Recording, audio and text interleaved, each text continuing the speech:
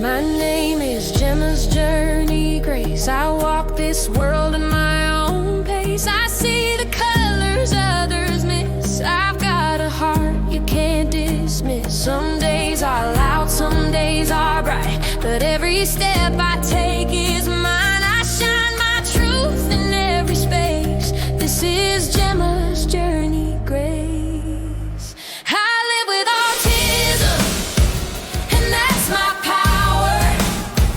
I rise up stronger every hour. Don't need your perfect, don't need your doubt. I know who I am, and I'm standing proud. I'm finding my rhythm, my voice, my place. This is Gemma's journey, this is my grace.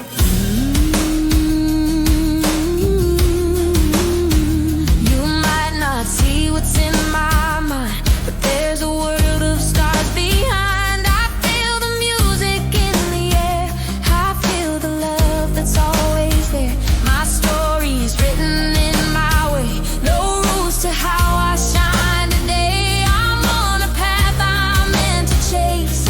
Call me Gemma's Journey Grace. I live with autism, and that's my power. I rise up stronger every hour.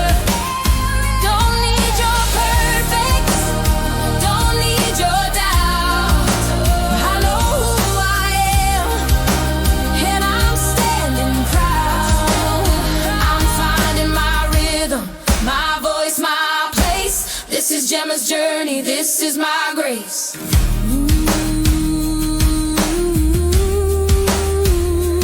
Every challenge, every fight, I keep on moving toward the light. My heart is steady, my dream is clear.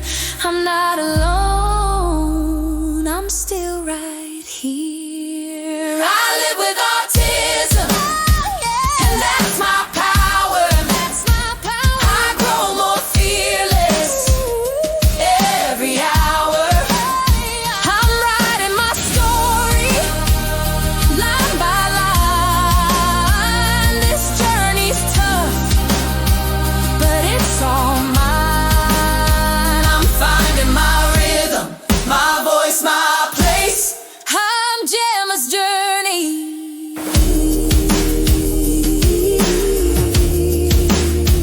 I am great. Hey everybody, and welcome back to my channel for this Saturday morning, afternoon or evening across where we may be at.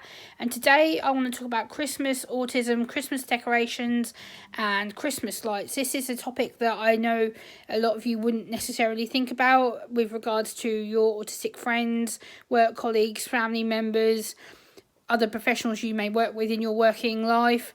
And as an autistic person, neurodivergent person, I think it's important to discuss this topic.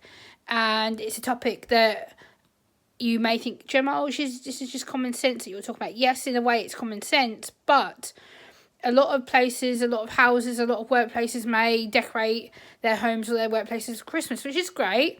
It's pretty, it's lovely to see all the effort, the love, the attention that's been put into the decorations and lights. However, if you've got an autistic or neurodivergent or ADHD or someone with a neurodiverse condition, epilepsy, I have a few friends that are epileptic, Christmas lights and Christmas decorations are a no-no. And they're a no-no for several reasons. Overstimulation, anxiety, it can cause epileptic seizures or fits. It can cause people with light sensitivity and noise sensitivity issues to become really overwhelmed and really over-focused and not be able to self-regulate. So again, that can cause all kinds of self-destruction and self-meltdown and self-anxiety. Also, it can just be a sensory overwhelming issue of flashing lights, the colours, how often they blink, how often they turn on and off. The decorations on the tree can be too colourful, too overstimulating. The autistic or neurodivergent person may want to rip them off the tree to get them out of their eyesight. Or they may want to not even decorate the tree to begin with because they are already overwhelmed at the thought of having to put the decorations and lights on the tree. Or if it isn't the tree, it's been decorated, it's the house. Or if you're traveling in your car, or if you're in a hotel, motel, or if you're traveling elsewhere, then the place where you're staying, obviously you may not have much say on how it's decorated, and I understand and respect that. But again, for your autistic or neurodivergent or ADHDers or people with epilepsy or any form of other neurodiversity that I haven't mentioned, these people will not cope. People like me will get overstimulated or over anxious. But I have learned over the years to not be as affected by it. I've learned to self-cope better, and actually I find the lights quite pretty and the decorations quite helpful. I actually really enjoy, looking at the lights and the decorations. It actually gives me something to talk about to people when it comes to family gatherings or going around to friends' houses or other family members and going, oh look, doesn't that look pretty? Oh wow, you took a lot of effort to do this, and how long did it take you? And and it's nice, like my late grandmother used to decorate her tree in her house, and she used to love telling us grandkids how she'd spend hours decorating and putting it together. And my nan used to decorate. My mum decorates a little bit, but not as much as she used to. But people do decorate, and I understand that. I know they like having the fun of Christmas and counting down the days so they can put up the tree and all the trimmings. And I understand it, but for a lot of autistic people or neurodivergent people, it can be very overstimulating. It can be very anxiety provoking. It can lead to emotional meltdowns, emotional shutdowns. It can lead to sensory burnout. And that's what I want to talk about, because a lot of people might think, oh, Gemma, this is just common sense.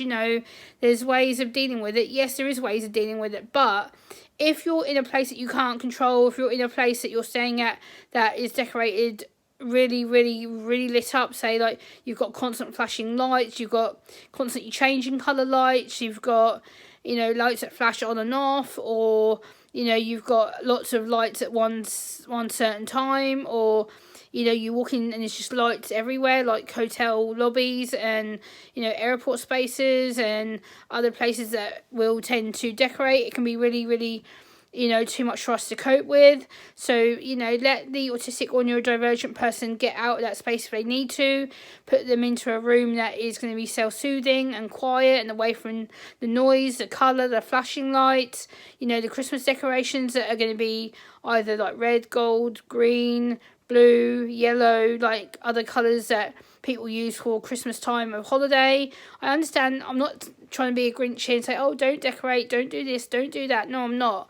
I'm not saying that people shouldn't decorate, not at all. Like I said, I do love seeing some of the Christmas decorations and lights, but again, this can be a point of contention and a point of sensory overload, anxiety overload, and people can just think, oh no, not again. I've got to go to my nana's house or grandpa's house, or I've got to go to my cousin's house, and I know full well there's going to be bright lights and flashing lights and a Christmas tree with all these overwhelming decorations.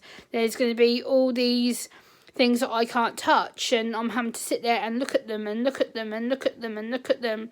It's just going to cause them to feel really anxious that they have no way out and they're trapped. So again, that can cause problems with communication, and they may not feel that they can actually physically tell you. So therefore, give them a chance to communicate, whether they have an iPad, a tablet, whether they just get up and walk away to self-regulate and then come back once their brain and their body's been able to self-regulate properly. So don't just assume that they're being rude or naughty or disrespectful to you. They're really not. They're just trying to get away from the overstimulation of the lights, the decorations.